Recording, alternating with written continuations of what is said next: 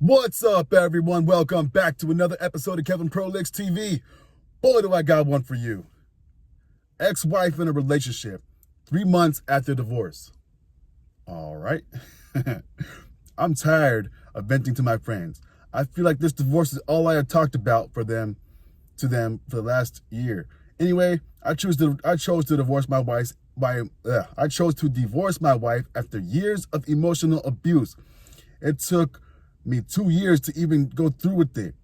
So it was not a decision I made lightly, especially since I have 2 young boys with her. I made sure to write down every thought, feeling, and opinion I had over the course of those 2 years and present it to her.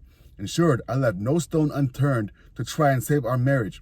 I absolutely begged her many times for us to move because we lived right next to her parents, and her mother was a big factor in our divorce. And even our therapist told me our relationship would never work if we could not get away from her, which is her abusive mother. My wife even told me she'd rather break up our family than her move away from her mother. And I wasn't even talking about moving far, like 30 minutes to an hour away, where she wouldn't be such an influence on our lives. Pause. Never beg. Anyway. I was even offered higher paying jobs. I'm talking $150,000 a year plus jobs. That would have secured our financials and always ensured we had enough. But we would have to locate an hour away, and that still put my commute at an hour drive. But she still said no. The things she would say to me, I wouldn't even say to my worst enemy. Like, you can't survive without me. I should have had kids with someone else. Wow. The biggest gut punch was when my parents lost their house and possessions in a flood and no house insurance. Wow. I moved 3 hours away from them just to be with her. Don't do that. They are basically poor. When I went to try and go back and help, she told me, if you leave, do not come back. And when I did come back, she told me, you should have stayed gone. So I didn't go back to help my parents rebuild their house. Maybe, but one other time over the course of the next 6 months. I had to lean on coworkers for emotional support during that time because she was so absent and offered not even a shoulder to cry on. No sympathy. I'm not completely innocent though. When we would argue, I would yell. Never would I cuss at her, but what she never understood was anytime I would yell was after she would say these mean things. I have a whole list of quotes from her that I have started, and she would go back. she could go back and say, oh, she never said those things to me. But because she would always deny having said those things, when I finally brought that list up and showed her the entire page and presented it to her, her reaction was that I deserved those comments.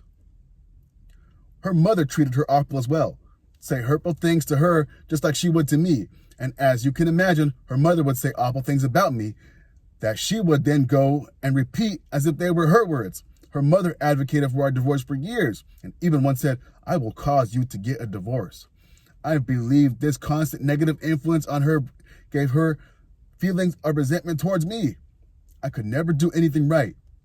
No matter how much I've done for her, the things I've built for her, the things I bought her, the surprise gifts I would give her, routine chores around the house, the trips fully paid for to take her on, none of this was ever enough. After 8 years of marriage, I never heard the words, I'm proud of you. Even after filing for divorce, there was still a time I would have taken her back. All it would have taken was for her to say we could move. But even during the divorce, it was all the more reason why I had to leave. She fought for 100% custody, making up every allegation she could to make me out as the bad father, even telling our children how bad I was to turn them against me. Of course, she didn't have anything, so we got 50% custody. I gave her the house. I let her keep her money. She had about 3 times in her savings than what I did. Let her have all the money in our joint account. All I asked for was to get my personal things out of the house, which of course was a mistake I later found out because I should have named those in the items in our divorce decree because she ended up keeping all my stuff that she could, even my parents' stuff that were still storing for them when their house flooded.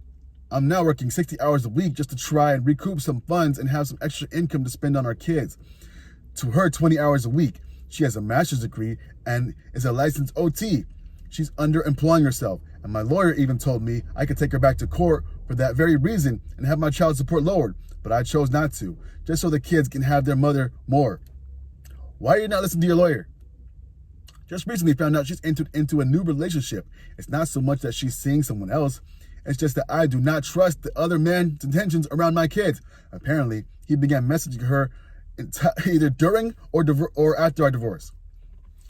I think he's a vulture circling and waiting for his time to strike, a predator preying on someone who's in a vulnerable state, and a complete dumbass if he thinks getting into a serious relationship with someone who just got out of a 13-year relationship, 8 of us were married. I guess seeing her in another relationship is just bringing back all the good memories we had. She was such a sweet, fun person, the whole reason I married her. All those feelings are now overshadowing the reasons why I left her and how bad things have gotten. It just hurts to know she's probably acting that way with him, and when she would not any longer with me. In short, a lot of me is thinking now, would putting up with the misery and emotional abuse have been better to just being around full time to protect my kids? My thought process since I started the divorce process has not helped me in the long run. I'm trying to heal and trying to remember the person I divorced was not the same person that I married. I began hitting the gym and started a diet and I'm training for a football scholarship. I keep telling myself that this relationship basically and all of my suspicions were visualized. I suspected long ago she no longer cared about me or loved me, that she didn't value our marriage, so for her to be able to enter into another relationship so soon just confirms that. There's just absolutely no way I could be in a relationship right now. I'm not sure I'll ever feel differently someday, but I don't see me ever loving anyone or giving someone my all the way I did like her. I still love her, just not the person she became. Literally, my only concern when I married her was that she would become her mother, and my single fear became reality. There's so much more that went wrong in our relationship. The abuse from her mother, my wife always putting her mother's feelings first, and how she would speak to me in front of our kids and act like I had no right to them. I simply did not think I was setting a good example for them for what a relationship would be, and even what a man should put up with. Seeing as how they were both boys. Thank you to whoever reads this. End. I'm not laughing at him. I'm laughing at the situation. Anyway, someone says, "You're a fucking mark. Go back to your lawyer and do what he told you to do. It's time for you to rebuild a new life. You destroyed yours simping for this woman, and she has moved on without a care in the world. On your dime." Bingo. Another person says, "I've heard it said that men have a tendency to take it harder and women move on quicker because they can. When my wife and I split, she actually said out loud to me that she wanted to be the one to move on first. So she banged my friends. She banged my friends. The CUNT. It was actually a lot worse than that, but a long story. Mindy, you're a sloppy whore." Fuck you, Mindy. Anyway, another person says, "You are allowing yourself to be run over. Grow a pair and stand up for yourself." Another person says, "You did the right thing. Your kids need you to be healthy, not just present. You are mourning the dream, not the reality. You have more strength than you realize. Her new relationship is not your problem. Love again? It will happen, but on your terms. Don't concern yourself with the speed with which this happens or how quickly she moved on. It will be different, and it does you no good to compare." Another person says, "At least if she's seeing someone, he absorbs the toxicity that will be spewed towards you. Eventually, it will happen, and she will begin to compare him to you if she's not able to manipulate him like she could with you." Someone says, "Sounds like my ex-wife." Oh, man. All right, one more comment. So this person says, "Good riddance to her, but you have to stop being a doormat. She abused you, but you offered to allow her to continue the abuse indefinitely, and now you are ruminating on everything she ever did and will do, working 60 hours a week to continue to try to be the good guy that she didn't want. Also, for your kids, don't model for them a man who will accept any treatment for others. Don't be a martyr. Live your life." All right, so what did we learn? This guy was going above and beyond what he probably should have done. He was with a woman who couldn't put her man first, who put her mother above the relationship, constantly doing and saying these things, and then to top it all off, monkey branched out to the relationship. Oh, man. Yeah, it's good you're out of that relationship. so those kids don't see the model that you were portraying for them. Imagine they grow up and then they get into a relationship. Like you saw how she was. She would model herself after her mom. And now look what happened. Imagine your sons. They're going to model themselves after you and get into a relationship like you had. Do you want that?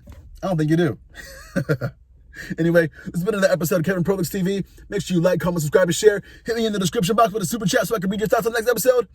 And I'll see you on the next one.